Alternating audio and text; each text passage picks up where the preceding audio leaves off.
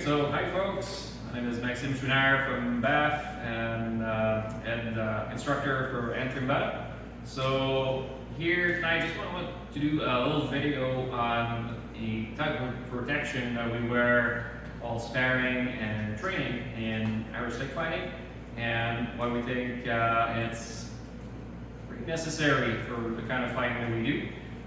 So when you'll see some of our footage, sometimes you might think, oh, they're wearing really a lot of protection. So a lot of it is not necessarily vital to what we do. You could, if we're sparring with rattan and you don't mind getting bruises, welts, you can do without the jacket, you can do without eye protection, you can do even without shins if you like.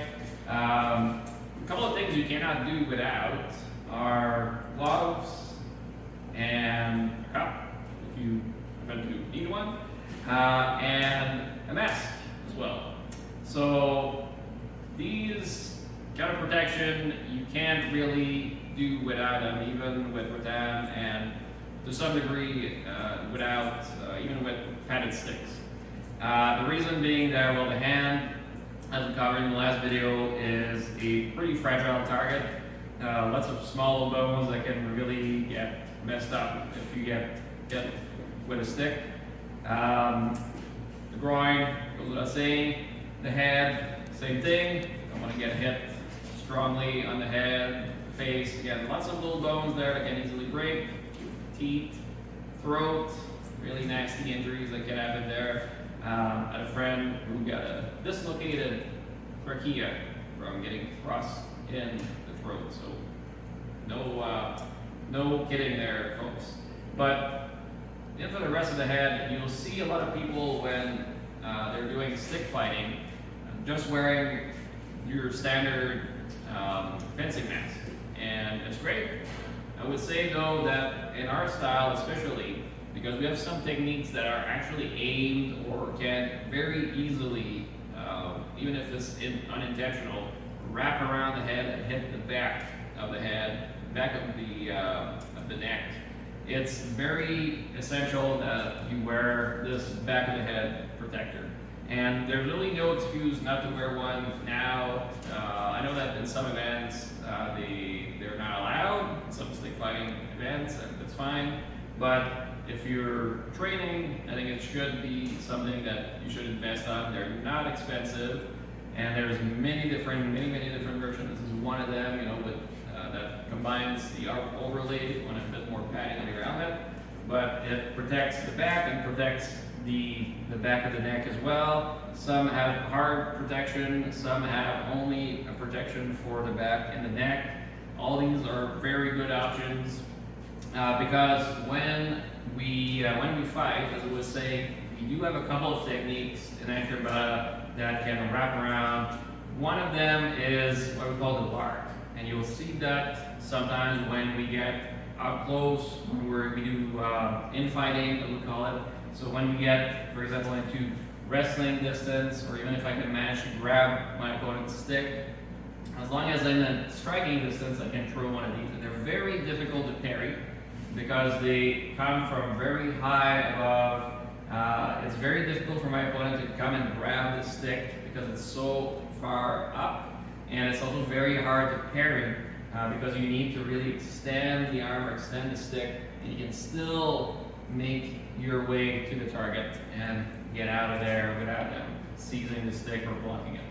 And this strike, we usually try to land it at the top of the head, but if you're close enough, it's very easy to come and hit the back, hit the side of the neck right here, which is really what this technique was aimed at. And even if you're in really in wrestling distance, if you get down here, if you can manage to free up an arm, it's very easy to strike here with a lot of force. So if you're coming in from the back here, wrapping with all your strength, twisting your hips into it, this can really fracture a skull.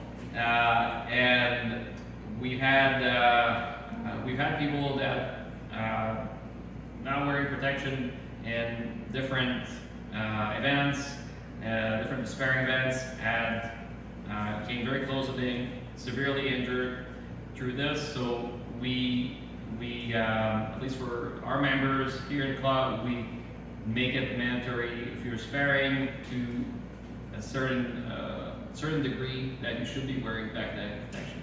And even if you're not doing this intentionally, for example, if we go for a lark and I'm aiming at the side of the head or even the hand, and then suddenly Francois here decides that he wants to crash in, wants to close the distance and go whoop, and I hit the back of his head. I wasn't aiming for that. I was aiming to hit the side, but because as I was circling around and suddenly came close, that connected without this being my intention.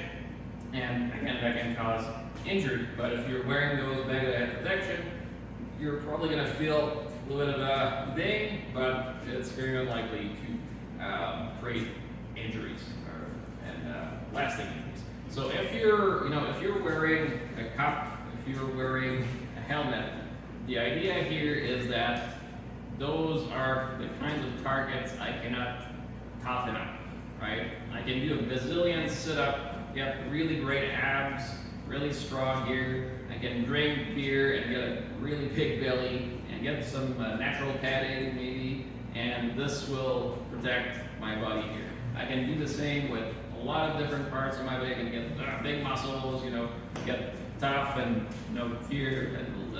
feel maybe less pain or control how much this affects me over time. But there are certain targets where I just cannot do that. If I get hit in the groin with a stick, with a full force strike, I'm gonna feel that, and it's probably gonna drop me. Same thing if I get hit on the head really strongly, I'm probably gonna get knocked out. My brain's there's no way to toughen my brain to that, and it's not something I would consider you trying to do either. And it's the same thing for the back of the head. So if you're wearing a cup and you're not wearing a back of the head protection, ask yourself why. Because this is not something that you want to get damaged. So please, if you spar, if you're thinking about, and if where your training allows it, invest in a back of the head protector. It's gonna allow you to train safely for a long time. It's gonna allow you to keep all your brain cells intact, and it's not gonna break your back. So hope that made sense. So keep having fun, keep swinging sticks, keep safe, and we'll see you again in another video.